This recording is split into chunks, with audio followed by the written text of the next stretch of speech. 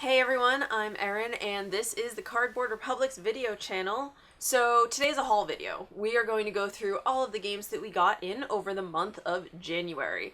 Thankfully, not too bad. This one should be pretty short. First up is Fire and Axe. This is an IDW game and it is a re-release. I think this is the 3rd edition.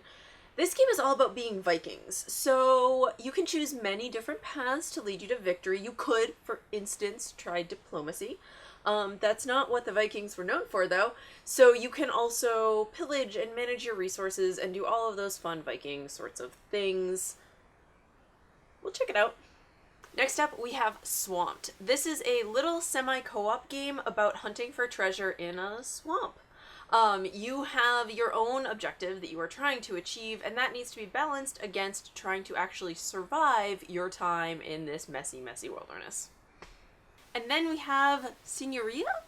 We don't really know. It's Italian, kind of tricky. The game is set during the Italian Renaissance, and you are trying to build up your family dynasty through arranging marriages and building careers for your children. It is a dice-based game, though, which makes that a little bit interesting. Then we have Imperial Harvest. This is a 2-player tactical game.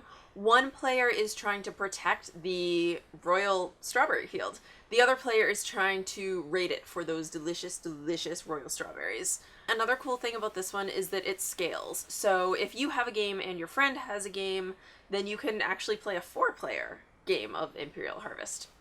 Next up we have Nippon. This is set during the Industrial Revolution in Japan.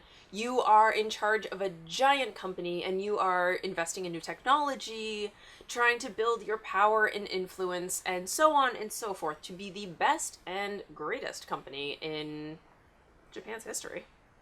Next up is Xenon Profiteer. This is set in an air separation facility. You are a company. In order to remain competitive, you need to make sure your facilities aren't redundant. So that involves getting rid of everything extra.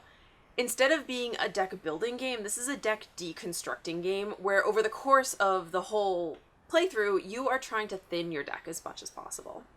And then we have Odyssey, Wrath of Poseidon. So this is an asymmetrical game. One player is the god, the others are sailors trying to get home. Odyssey.